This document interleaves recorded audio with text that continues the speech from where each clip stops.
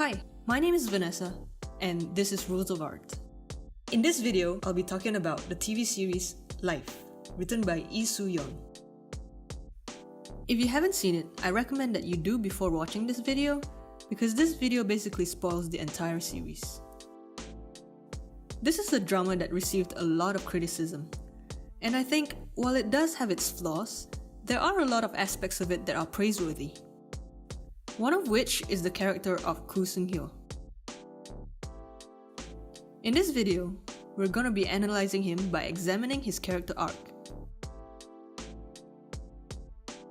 In his book The Anatomy of Story, John Truby writes, "The most powerful characters always have both a moral need and a psychological need. A psychological need only affects the hero, and a moral need has to do with learning to act properly towards others."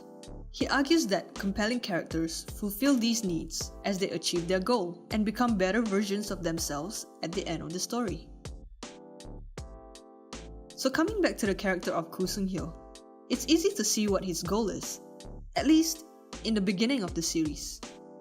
He's the president of Sangkuk University Hospital, so his goal is to keep the business alive and sustainable.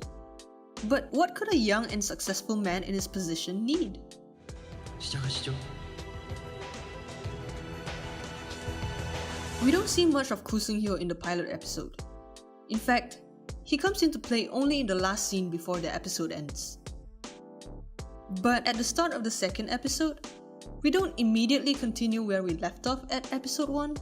Instead, we start with a time jump to 2 weeks before the events of episode 1. And then, we are shown a series of scenes in which we see Koo Seung-hyo being extremely competent in what he does, whether it's analyzing a business, problem solving, damage control, or even negotiating deals. But these scenes serve another purpose. We see him criticizing the director of the hospital, not just for his financial mismanagement, but also his hiring practices.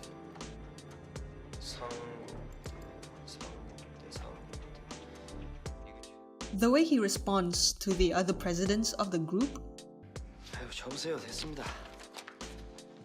and how he almost openly accused the deputy director of murder. 같이 보낸 세월이 얼마인데? 알겠습니다. These scenes serve to highlight one weakness of Koo Seung-hyo, one flaw so obscure that you could easily mistake it as a strength, and that is his arrogance. This introduces Koo Seung-hyo's psychological need, which is to overcome his own pride. From here on, the groundwork for his character development is done, and we are launched full force into the heart of the matter. The central argument of this story: duty versus humanity. Throughout the first few episodes, the idea that managing a hospital is unlike managing any other businesses is repeatedly highlighted. 제 말씀은 이제 병원하고 기업은 아무래도 좀 다르니까. 그렇죠. But perhaps blinded by his arrogance, he couldn't yet see the significance. Until episode 5, when an unexpected guest comes knocking at his doorstep. Dr. E. Noel plays an instrumental role in Koo Seung-hyo's character development. She is what John Truby would call a fake ally opponent. Someone who at the surface seems to be an opponent, but is actually an ally to the protagonist.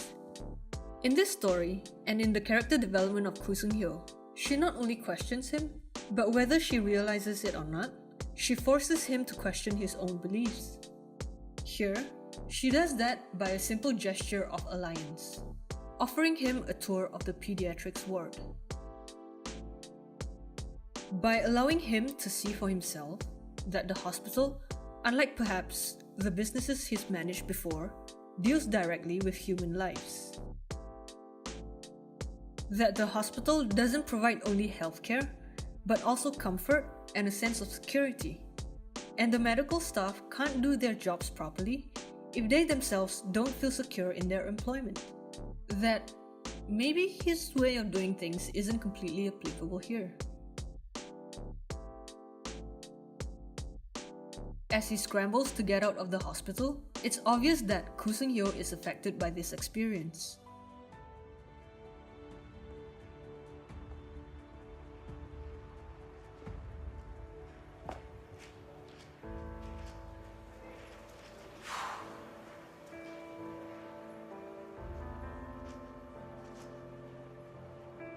And we see the effect on him as he makes his next move, which is to revoke his decision to relocate medical staff. This is the first time in the story where he takes a step back to evaluate what he's really dealing with, and when he starts to question himself if he's actually out of his depth. With his arrogance out of the way, he's now more open to criticism, although not from anyone, of course. But for the most part, he has overcome his pride and is ready for the next part of his character development. As the relocation plot simmers down, we are then introduced to his moral need. Again, Dr. Lee triggers this thought by making Koo Seung-hyo question himself.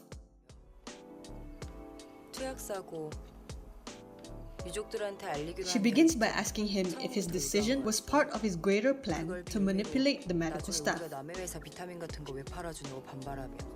그때 너희 오류줄이라고 기계 사준 데가 어딘 줄 알아?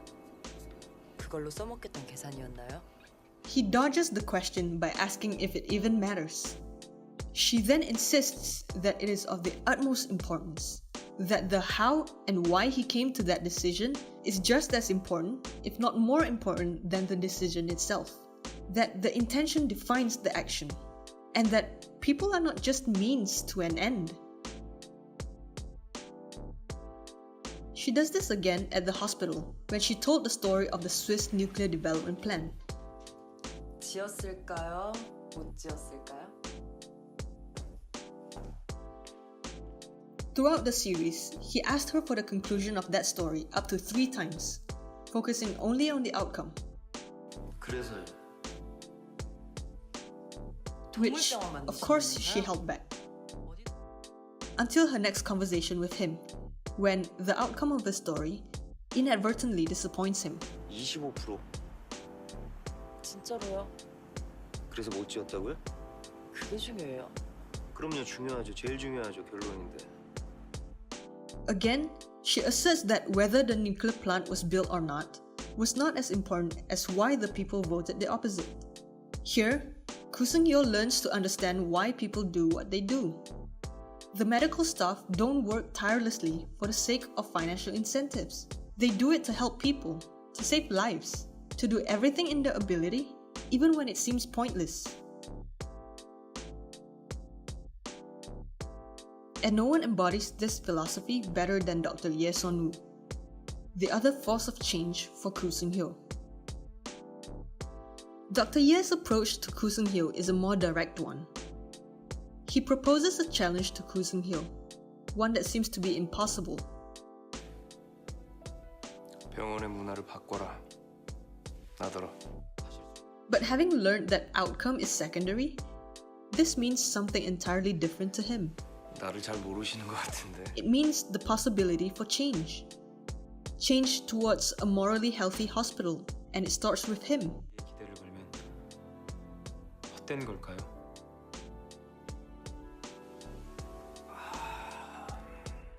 Just as the hospital is not like any other businesses, he too can be more than a businessman.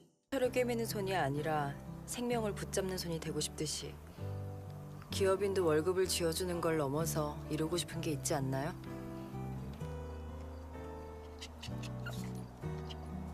And this is his moral need. That is, to go beyond just seeking profit. But this isn't as easy as he thought, as he would soon find out. 안 했습니다. 거론한 적도 없어요. When faced with his biggest moral dilemma, he failed to make the right decision. And not only that, he had to involve Dr. Oh in his unethical act. 오세호 원장님. And we can see that he knows what he's doing is wrong.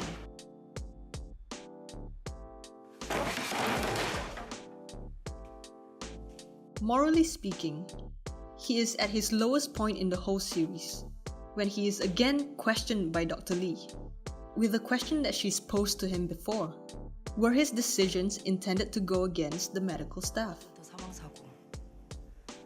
나중에 그걸 빌미로 써먹으려고 공개했는지 진짜로 유족을 위해서 한 건데 하다 보니 And just like previously, he avoids directly answering the question. Instead, he explains to her that everything in business must be planned, but plans change when unpredicted things happen. We, the audience, know that this is true.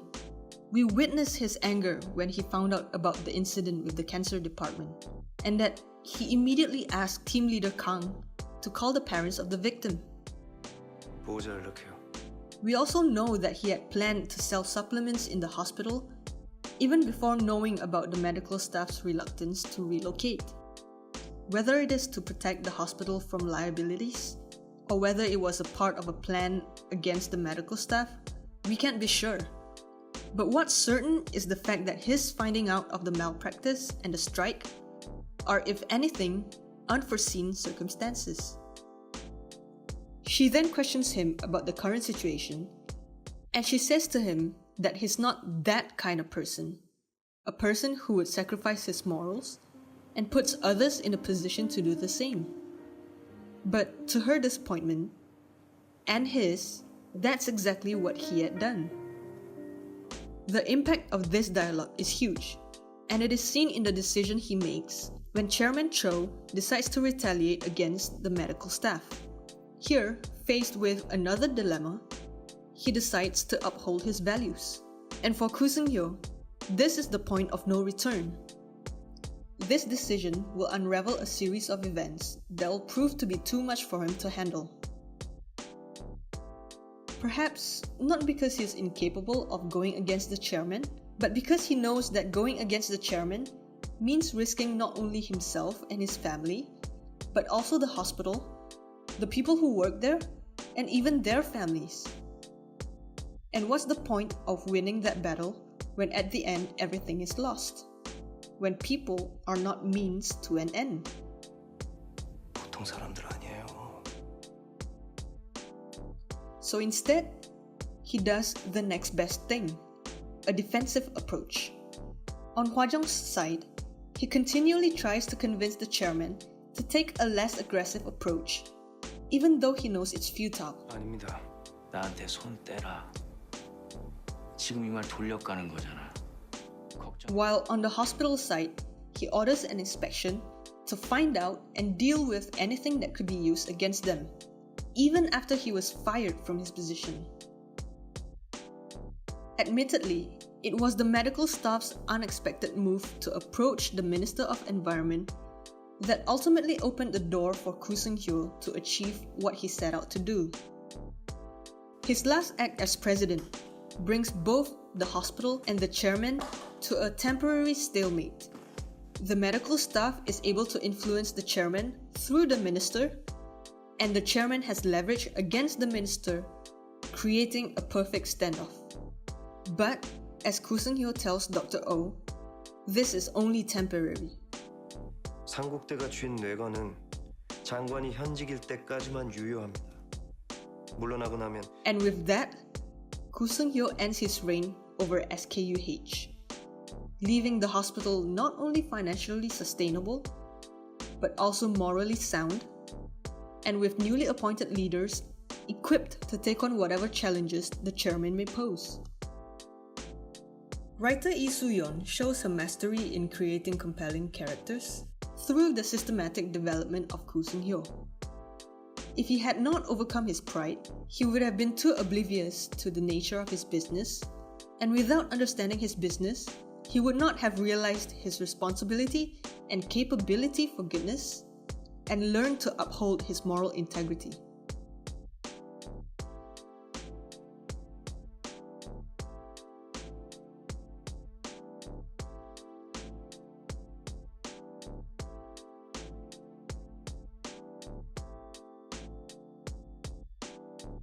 Lee Soo-yeon also shows her skill in the characterization of Koo Seung-hyo. She subtly suggests to the audience that this arrogant and unethical protagonist has a great potential for change. And she did this through little moments like 살이도 올랐네, 강 팀장. 병원밥이 아주 그냥 달아. 사장님께서는 몇 살 때부터 밥이 그렇게 나셨어요? 덕분에 많이 줄었어. and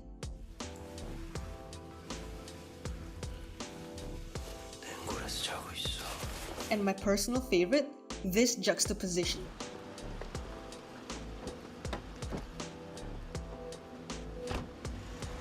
The development of Koo Seung-hyo is undoubtedly a fascinating one, but yet many of us might find the ending of this story to be less than complete. That even after everything that he went through, the lessons that he's learned, at the end of the day, even if he did end up changed for the better, our hero did not exactly defeat the villain. Instead of concluding the story with Koo Seung-hyo defeating the chairman, Lee Soo-yeon made the brave decision to keep the story grounded as close to reality as possible. As John York said in his book Into the Woods, successful happy endings involve the individual resolving conflicts and learning to integrate and balance opposing forces. We see exactly this not only in the standoff between Hwa-jung and the hospital, but also within Koo Seung-hyo himself as he continues to juggle between fulfilling his duty and upholding his moral values.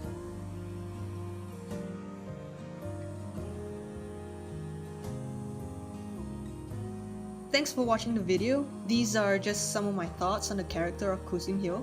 I'd like to know what you guys think of him. So if you have anything to add or if you disagree with anything I said, let me know in the comments below and let's keep the conversation going. Thank you again for watching and I'll see you in the next one.